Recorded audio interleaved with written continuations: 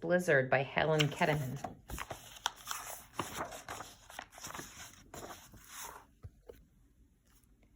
Little Sissy McNabb ran up to Maynard Jenkins when he came into the McNabb General Store. Mr. Jenkins, she cried. The weatherman says we're going to get a blizzard tonight. Said the old man. That whippersnapper of a weatherman wouldn't know a blizzard if it tipped its hat and introduced itself. The blizzard of 22? Now that was a blizzard to remember. How much did it snow? Sissy asked.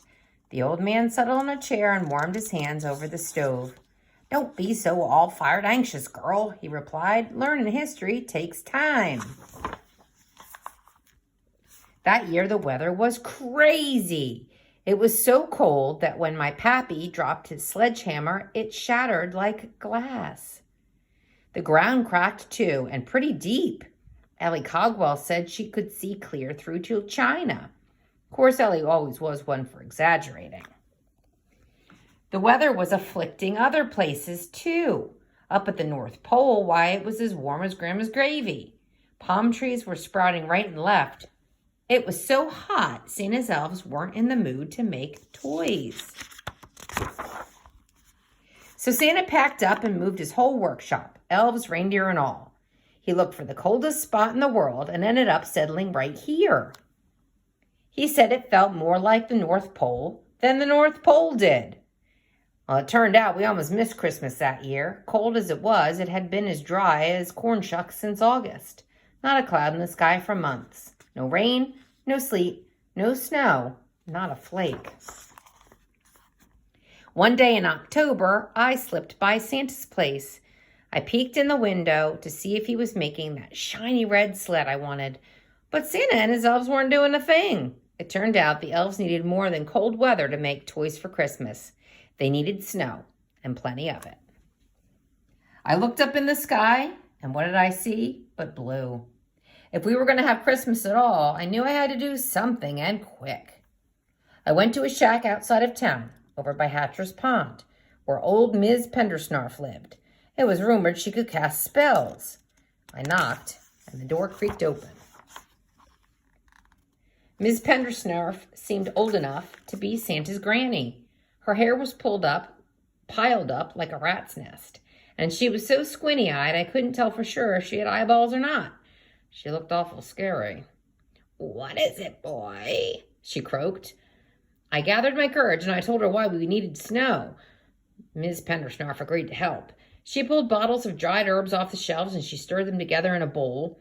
She lit a match and the herbs flared up, then fizzled and smoked. Ms. Pendersnarf smiled a snaggletooth grin. There's going to be a wind, she said. A strong, strong wind. That's all you need, boy. Nature will do the rest. I was halfway home when the wind whipped up. Woo-ee! Did that spell work great? It lifted me and it blew me all the rest of the way. That night, the wind howled and whistled, got stronger by the hour. By morning, frozen trees had been shattered into firewood and blown into stacks. By afternoon, rain clouds had swept in all the way from Seattle, Washington. And then, as suddenly as the wind had begun, it stopped. Those Seattle clouds were bursting with moisture. I figured it would start snowing right away. Santa and his elves must have thought so too, because they perked up and they started cranking out toys. But nature wasn't through with us yet. Those clouds looked heavy, but they didn't do a blessed thing. Later in the dead of night, I heard a loud crash. It felt just like an earthquake and it threw me out of bed. And the racket sounded louder than one of those newfangled jet airplanes. Come to find out, those clouds had froze solid, crashed right to the ground. One of them even squashed the roof of Jed McDonald's barn. It exploded, scattering cows as far as 4 miles away, some up in trees to boot. Jed sure had a hard time collecting those cows. You should have seen this town, girl. Dark, lumpy, frozen clouds were lying all over the ground. And they were as slippery as a weasel in a grease pit, too. It was so slippery, Santa's reindeer wouldn't be able to get off the ground to deliver toys. I had work to do. I decided to force those clouds back up in the sky, so I slid all over town lighting bonfires with frozen stacked firewood. Everyone pitched in and helped. And it wasn't long before those clouds started thawing out. And when they did, they rose back up in the sky where they belonged. We kept the fires going round the clock till it finally got warm enough to snow. And by George, it snowed like there was no tomorrow.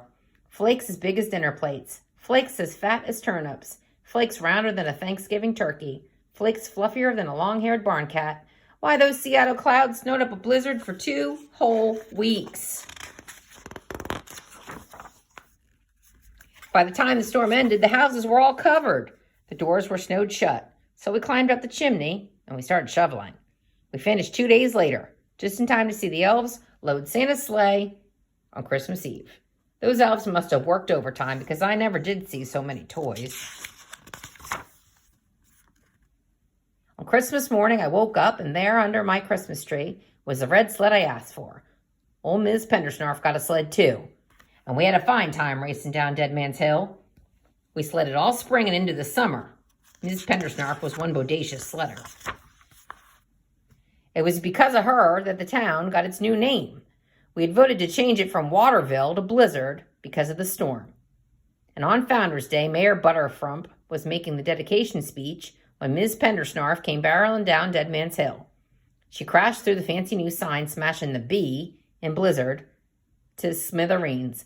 The mayor stayed cool as ice cream, and without blinking an eye, Mayor Butterfrump shouted, "Welcome to Lizard, Indiana." And that's been the name here ever since.